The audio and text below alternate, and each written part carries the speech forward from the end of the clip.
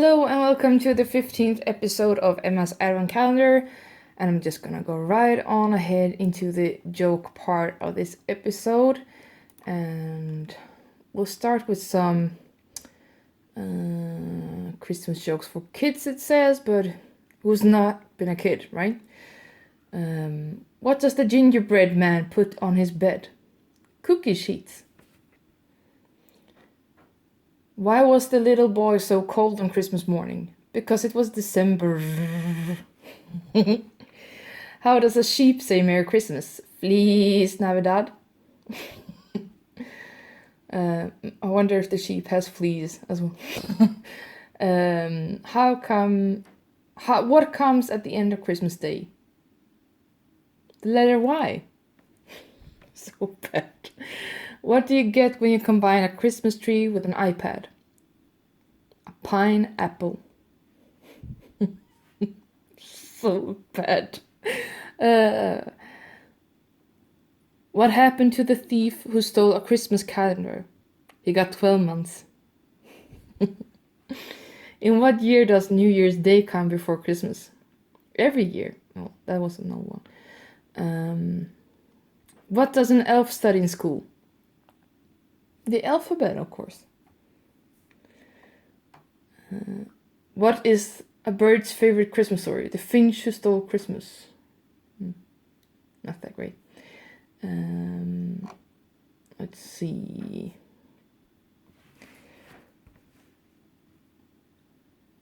What do you get when Santa becomes a detective?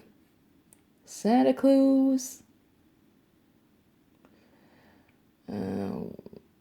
How does a snowman lose weight? He waits for the weather to get warmer. If only it was that easy, though, huh?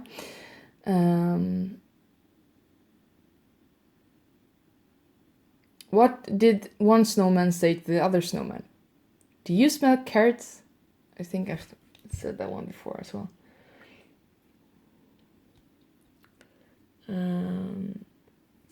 What should you give your parents at Christmas? A list of what you want, of course.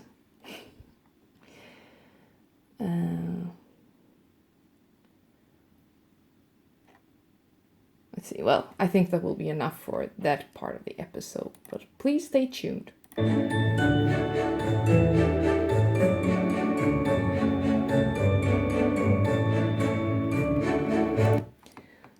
now it's time for the poem part of this episode, and first is Christmas Eve by, it just said Emily, published December 2010. It was the night before Christmas and all were asleep. No one made a noise, not even a peep. The little tykes slept all tucked in their beds, with pictures of St. Nick whirling about in their heads. A little boy waited for old St. Nick, and all of a sudden he heard the snap of a stick. A sound out of doors made the boy jump. He looked out the window and saw St. Nick on a stump. The young boy looked with his eyes all aglow at the man dressed in red standing out in the snow. He tiptoed out of his room and down the hall. He saw old St. Nick putting up presents and all. He watched very quietly, peeking through a crack in the door. He shifted positions and heard the creak of the floor. The jolly man turned and through his white beard smile. They just stood there and stared at each other a while. St. Nick whispered, "Merry Christmas to you." The young lad smiled and said, "And the same to you." The jolly man went to the roof with a thump. The boy looked out the window and saw him land on the stump. St. Nick flew away calling, "Ho, ho, ho," and the little boy looked and saw only the snow. He looked at the tree and saw presents there, and then he knew that he might need to share. He told his parents and his night in the morning. Smiling, they replied, "You were only dreaming, darling." Well, you never know, do you? The next one is What Happened on Christmas Eve by Peyton, published in November 2012. Santa came down the chimney with care. Below was the fire with a steaming hot flare. As Santa squirmed down and his bottom was burned, he threw down the presents and simply turned. His reindeer blew the fire out, and that's when we heard him let out a shout. He woke up the neighbors. He saw we saw him leave. That's why there's no fire on Christmas Eve. I think this was very funny, don't you? Yeah. Well, that's that part of the saying. Please tell me what you think of the poems, guys. Please stay tuned.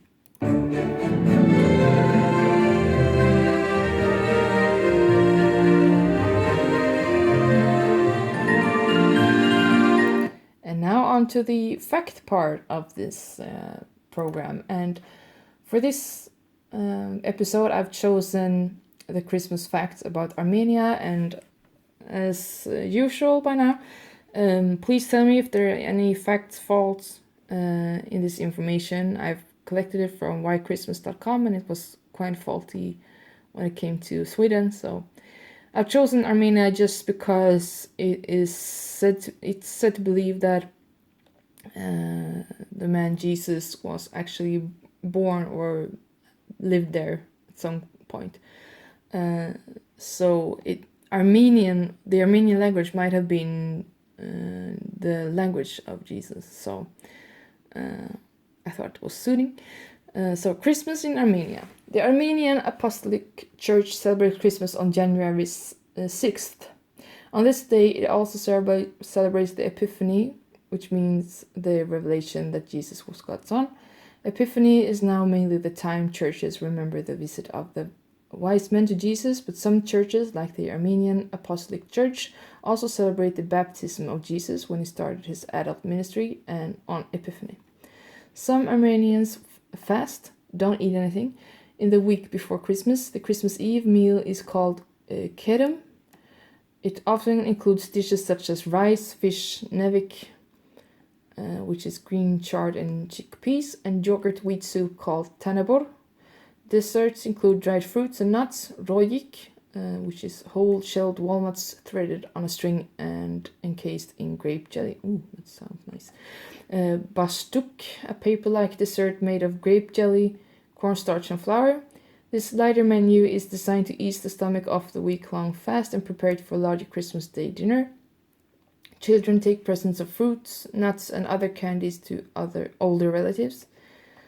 Santa Claus, or Gagant Baba, Kagant Papa, traditionally comes on New Year's Eve, which is December 31st, because Christmas Day itself is thought of as more of a religious holiday in Armenia.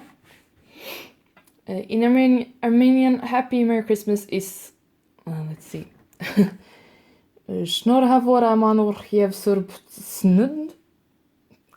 I'm sorry guys, I don't know how to pronounce that, I did my best, which means congratulations for the holy birth.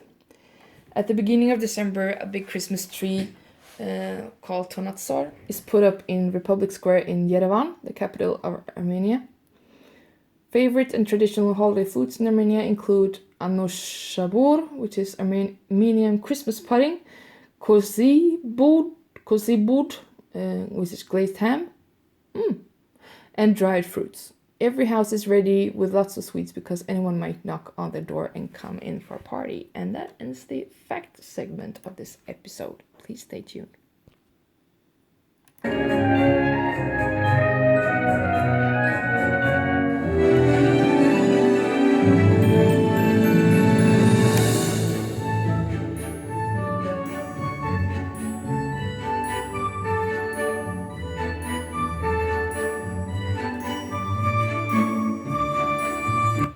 Now it's time to do some commercial for myself. Today's Advent calendar song is Fairy Tale of New York. This is the first time that I've sung this song or did a try on it, and I've published the tryout because I want to show you guys what the real work is again.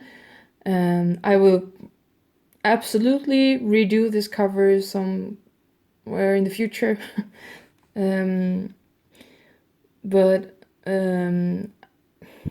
I'd like to show you how hard it can be to actually learn a new song. And this song is actually a duet, so it's pretty hard to catch up in the tempo and rhythm and everything, especially when you don't know the lyrics by heart, and it goes really fast sometimes, and So please don't bash on me for this. I am totally aware, and you don't have to listen to it if you don't want to. I'll still link it, but I'm not proud of this version, but it's not that bad for being sung for the first time, right? So yeah, I'm not happy about it, but I've published it anyway, just to make a point, kind of. And I promise I will redo it a lot better later on. Maybe not this year, but maybe for next year. So if you want to hear a better version, you have to stay tuned for next year. Okay? Deal? And here's a preview of it. I